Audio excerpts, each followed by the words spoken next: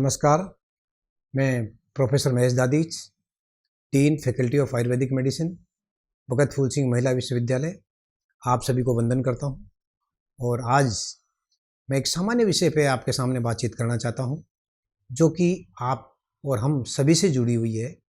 जैसा कि आजकल बहुत सारी हमारे पास में लाइफ स्टाइल डिसऑर्डर्स चल रहे हैं। हमें पता ही नहीं चल रहा है कि हम क्यों ओबेसिटी के कारण से बीमार हो रहे हैं। हमें पता ही नहीं चल रहा है कि क्यों हमें डायबिटीज़ हो रही है। हमें पता ही नहीं चल रहा है कि क्यों हमें कैंसर होता चला जा रहा है। हमें पता ही नहीं चल रहा है कि क्यों हमें नींद नहीं आ रही है, हमें भूख क्यों नहीं लग रही है।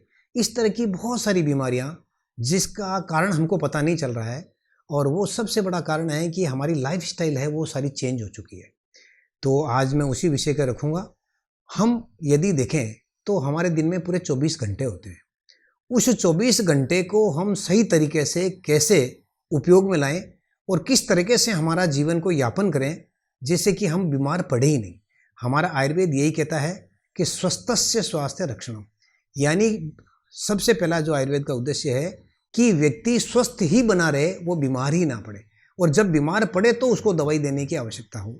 तो आयुर्वेद में इस तरह की बहुत सारी बातें हमारे यहाँ पर शास्त्रों में उल्लेखित की गई है। तो मैं आज उसी के आपके सामने रखूँगा।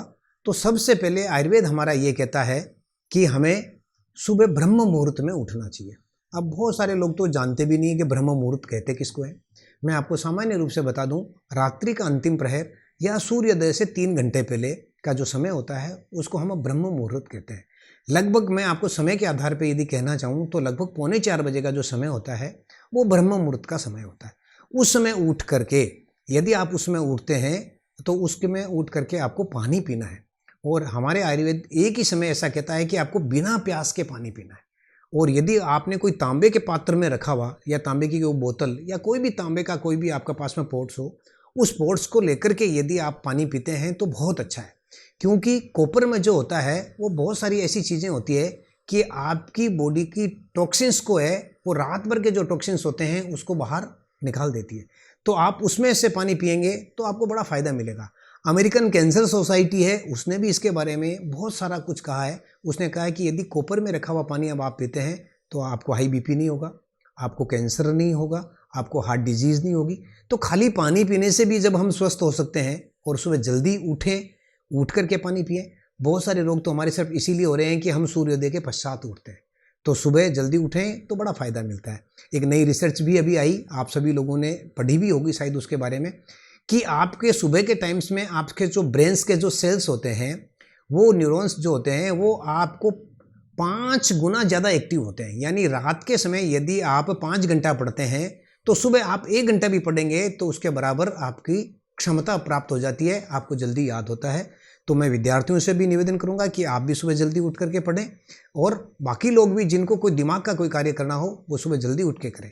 पानी पीने के बाद में आप दैनिक क्रियाओं से निवृत्त हो सकते हैं। थोड़ी देर घूमने के पश्चात, दैनिक क्रियाओं से निवृत्त होने के पश्चात आपको अपने दंत मंजन इत्यादि करने के बाद में मुंह में पानी भर करके और आपको आंखों में ऐसे छपाके जिसको बोलते हैं वो आपको लगाने, कम से कम 20 और 25 बार। हमारा आयुर्वेद कहता है कि मॉर्निंग टाइम्स में आपने यदि आंख में मुंह में पानी भर के छपाके लगाए तो आपके आंखों के रोग नहीं होंगे, आपको आईसाइट वीक नहीं होगी, आपकी आईसाइट अच्छी बनी रहेगी। तो आपको इसका भी प्रयोग करना चाहिए। उसके बाद में आपको आधा घंटा निश्चित रूप से आपको योग, प्राणायाम और व्यायाम इस तरह की चीज़ों को करना चाहिए। और उसमें भी आपको सबसे पहले का जो कार्य करना है, सूर्य नमस्कार योग आपको करना है, तो उसमें सूर्य नमस्कार सबसे बड़ा आसन बताया गया। हमारे यहाँ पर शास्त्रों में और मॉडर्न रिसर्च में भी इस बात को जाना गया है, अभी नई रिसर्च भी आ गई है कि सूर्य नमस्कार को करने से 13.91 किलो कैलोरी एनर्जी आपकी बर्न होती है। यानी 12 सूर्य नमस्कार आप यदि कर लेंगे तो आपको अन्य कोई चीज़ को बर्न करने की आवश्यकता ही नहीं है। तो आप 12 सूर्य नमस्कार नियमित रूप से आप करें तो आपको 139 किलो कैलोरी एनर्जी वैसे ही बर्न हो जाएगी, आपको किसी की आवश्यकता ना पड़ेगी। उसके बाद में आप इसको प्राणायाम जरूर करें। और प्राणायाम वो आयाम है, जैसे अभी कोरोना काल में बहुत सारे लोगों की ऑक्सीजन की कमी रही, मैं कहता हूँ कि यदि प्राणायाम आपका सही ढंग से रहेगा तो आपको किसी भी ऑक्सीजन की आवश्यकता नहीं पड़ेगी। प्राणायाम का सबसे सिंपल सा एक नियम है, उस नियम के बारे में मैं आपको बात करूँ। प्राणायाम जो किया जाता है, तो जैसे सबसे पहले हम एक नाक से लेते हैं, तो 5 सेकंड तक के लिए हमने एक नाक से लिया, फिर उसको 4 गुना यानी 20 सेकंड तक उसको रोका, और फिर हमने 10 सेकंड में उसको एक दूसरे नाक से निकाल दिया। फिर जिस नाक से निकाला उसी नाक से वापस लिया, फिर उसको 20 सेकंड तक रोका और फिर 10 सेकंड में हमको निकाल दिया। तो ये आयुर्वेद में एक परंपरा में कहा गया है कि एक पूरा एक प्राणायाम ये कहलाता है। तो जब लेते हैं सांस तो उसको हम बोलते हैं पूरक, जब रोकते हैं तो उसको बोलते हैं हम कुंभक, जब निकालते हैं तो उसको बोलते हैं रेचक।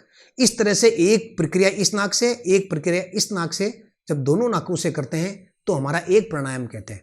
इस तरह के 5 प्राणायाम यदि आप कर लें तो मैं आपको दावे के साथ में कह सकता हूं आपके शरीर में ऑक्सीजन की तो कभी कमी आएगी ही नहीं, ये तो आप मान करके चलिए, परंतु आपकी नींद भी उतनी अच्छी हो जाएगी। क्योंकि प्राणायाम जो होता है आपकी कम नींद में भी आपकी नींद की गहराई रहेगी, आपको अनिद्रा की बीमारी नहीं होगी। इस तरह से आप प्राणायाम का सेवन करें।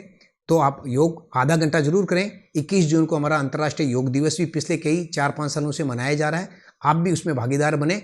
इसके साथ ही आपको सुबह का जो खाना खाना है, आयुर्वेद हमारा खाना खाने के लिए सिर्फ 2 बार के लिए कहता है। आयुर्वेद नहीं कहता कि आप ब्रेकफास्ट करिए, फिर लंच करिए, फिर स्नैक्स लीजिए, फिर डिनर करिए, कभी नहीं कहता।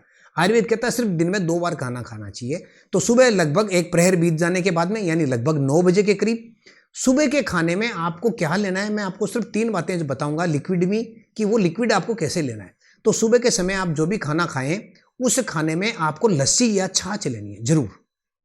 सुबह जल्दी उठ गए तो आपको पानी पीना है भरपेट, आधा लीटर के करीब, आप ज़्यादा भी पी सकते हैं। सुबह का जब खाना खाएं 9 बजे तो आपको लस्सी लेनी है, दही नहीं लेना है, लस्सी लेनी है, उस लस्सी का प्रयोग करें। और शाम के समय सूर्यास्त से पहले आपको खाना खाना है 6:30 के करीब, लगभग आजकल 7 बजे के करीब सूर्यास्त होता है, तो सूर्यास्त के करीब आप खाना खा लें, उससे पूर्व उस समय खाना आपको सुबह के खाने से थोड़ा सा कम खाना है। हमारा आयुर्वेद कहता है कि आपका स्टमक है उसके 3 पार्ट किए जाते हैं, एक पार्ट सॉलिड से भरना है, एक पार्ट आपको लिक्विड से भरना है और एक पार्ट आपको खाली रखना है। आप इस तरह से आप यदि खान पान की व्यवस्था अपने शरीर में करेंगे तो आपको कोई रोग नहीं होता। एक चीज़ मैं आपको और कहना चाहता हूँ, खाने की जितनी भूख हो उससे हमेशा एक चपाती कम खाइए। कम खाने से कोई भी नुकसान नहीं होगा, परंतु ज़्यादा खाने से आपको नुकसान होना तय है। उसमें बहुत सारे रोग होते हैं, कम खाने से कोई भी रोग नहीं होता है। अब तो एक नई रिसर्च भी आई, 2016 में उसको नोबेल प्राइज़ भी मिला कि आप 15 दिन में यदि एक दिन खाना नहीं खाते हैं तो आपकी सेल्स जो होते हैं वो ऑटोफेगी करके आपके शरीर में कैंसर सेल को खा जाती है। तो महीने में एक बार आप अपने बॉडी को रेस्ट भी दीजिए, यानी आप उपवास करिए, चाहे आप एकादशी का करें, चाहे सोमवार का या मंगलवार का, जो भी आपको सही लगे वो आपको करना चाहिए, उससे आपको बड़ा फायदा मिलता है। और रात्रि को सोते समय आपको गुनगुना दूध पीना है, तो वो गुनगुना दूध पीजिए। और गुनगुना दूध पीने से आपको ये फायदा मिलेगा कि सुबह के समय आपका जो होगा वो पेट बिल्कुल साफ रहेगा, आपको नींद बहुत अच्छी आएगी। तो 3 तरह के लिक्विड मैं आपको पुनः बता दूं कि पहला आपको सुबह अर्ली मॉर्निंग पानी पीना है। सुबह के खाने में आपको, जिसको आप लंच बोलते हो, मैं उसको खाना बोलता हूँ या ब्रंच बोल दो ज़्यादा अच्छा है, 2 ही बार खाना खाना है। उस खाने में आपको लस्सी या छाछ लेनी है।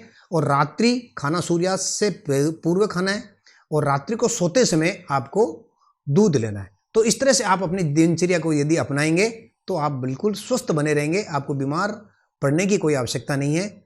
मैं गोहाना मुद्रिका प्लस का बहुत बहुत धन्यवाद करता हूं कि उन्होंने मुझे अवसर दिया। इस तरह के कार्यक्रम आप भी यदि कोई देखना चाहते हैं तो आप गोहाना मुद्रिका को सब्सक्राइब कीजिए और इस तरह के आप ज्ञानवर्धक चीज़ें हैं वो देख सकते हैं। बहुत बहुत धन्यवाद।